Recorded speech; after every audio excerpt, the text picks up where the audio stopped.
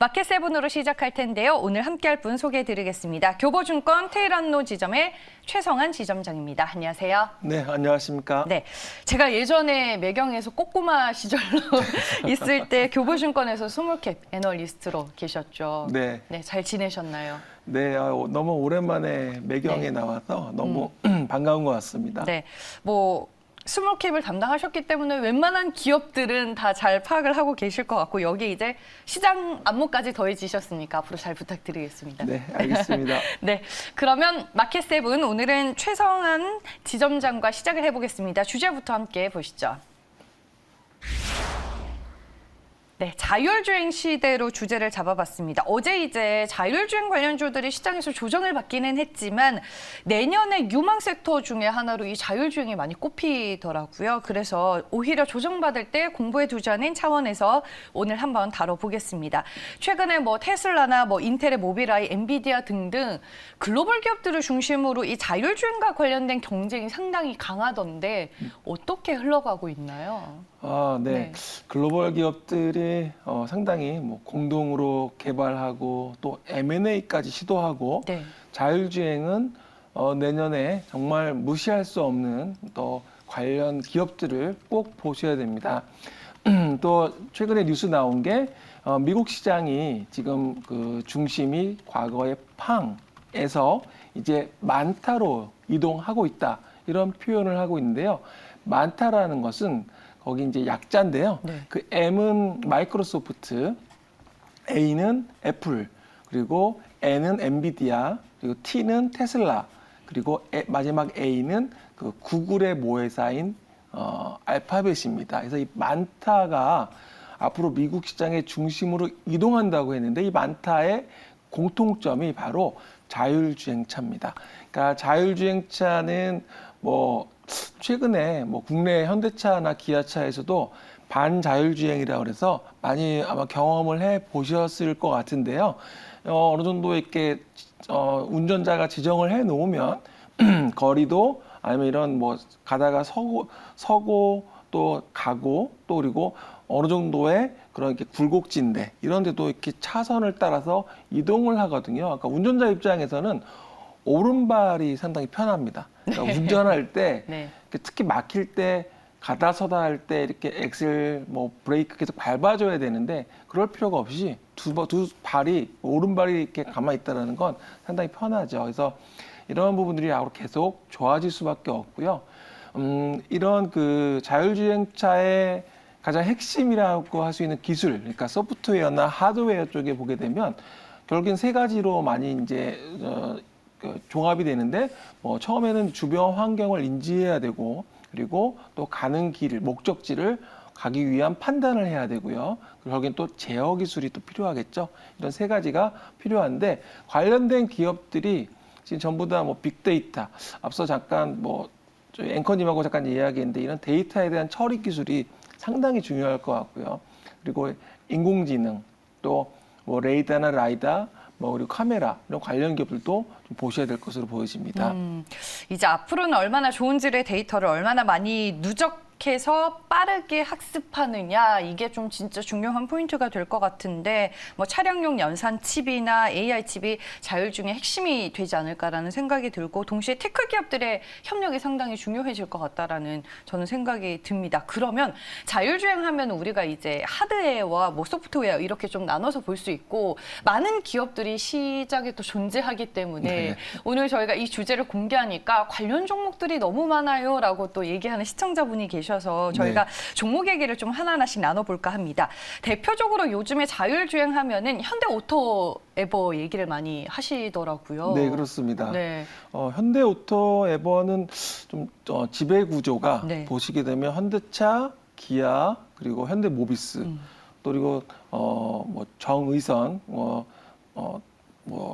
개인적으로는 최대 주주인데요. 네. 그래서 특수관계까지 해서 약 75%가 현대그룹으로 되어 있습니다. 그래서 네. 현대오토에버는 상당히 좀 눈에 띄는 그런 지배 구조를 가지고 있는 회사라고 보시면 될 것 같은데요. 현대차 그룹의 그러니까 IT 서비스 부분을 담당하고 있고 차량용 반도체 또 고성능 AP 내재화도 검토를 하고 있습니다.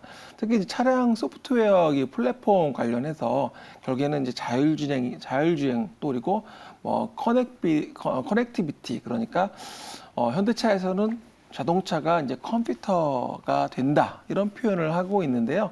뭐 실시간 교통 정보는 물론 그런 음악이나 그리고 비디오 이런 스트리밍 서비스 차 안에서 할 수 있는 모든 것, 네. 차 자체가 곧 생활이다. 카투 라이프라는 이런 시대를 열겠다라는 게 이제 현대차 그룹인데요. 여기 가장 뭐 소프트웨어 관련된 IT 서비스 관련된 기업으로 바로 이 현대 오토 에버가 눈에 띈다고 보면 되겠고요. 그래서 최근에 산업통상자원부 또 대구광역시 지원으로 그 한국자동차연구원에서 수행하는 대구 자동차 자율주행 테스트베드 사업에도 최종 사업자로 선정이 됐는데요. 이제 증권사들이 평균 목표 주가 지금 15만 1,000원을 그게 평균 목표 주가입니다. 그래서 네. 그 정도까지는 여기서 상승력이 있는 그런 회사다 이렇게 보면 좋을 것 같습니다.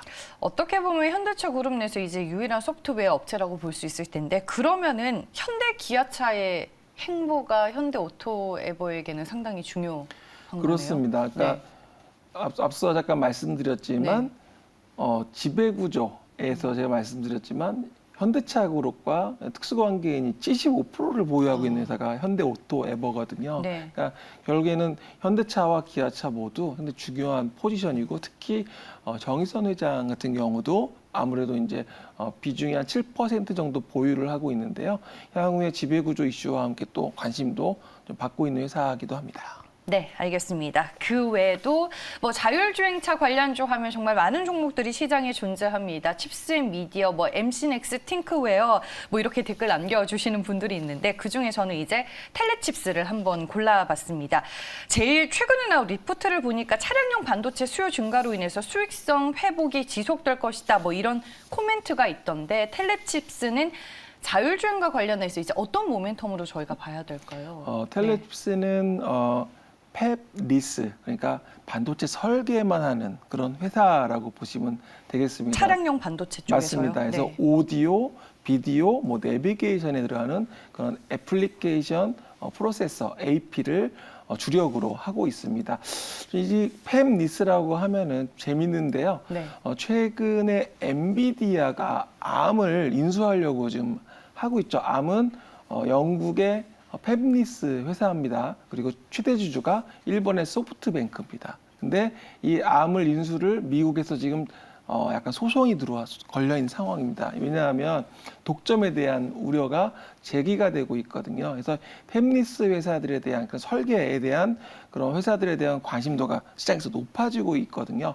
근데 이제 특히 텔레칩스는 현대 기아차의 그 말씀드린 오디오, 비디오, 내비게이션 이쪽에 점유율이 AP 점유율이 80%가 넘어가고 있습니다. 그러다 보니까 현대기아차가 향후에 이쪽으로 계속적으로 진행을 할 때 텔레칩스도 성장할 수 있는 부분이고요. 또한 최근에 전 세계적으로 그 풍기 현상 빚고 있는 차량용 반도체 그러니까 MCU에 대한 개발도 주목을 받고 있어서 증권사들 목표 주가 최근에 2만 1,000원을 제시를 하고 있는데요. 네. 현재가가 16,000원 정도 하니까 여기서 2만 원대 이상 이제 증권사들은 평균 목표 주가를 제시하고 있다 이렇게 보시면 되겠습니다. 알겠습니다. 뭐 증권사들의 평균 목표 주가를 봤을 때는 좀 상승의 여지, 상승의 룸이 조금 더 남아 있다라고 볼 수 있을 것 같습니다. 그 외 자율주행 관련주들 시장에서 좀 어떤 것들이 더 존재할까요? 아마 네. 최근에 가장 이슈가 되는 게 아마 LG그룹일 것 같아요. 네. 네, 뭐 LG전자, LG이노텍,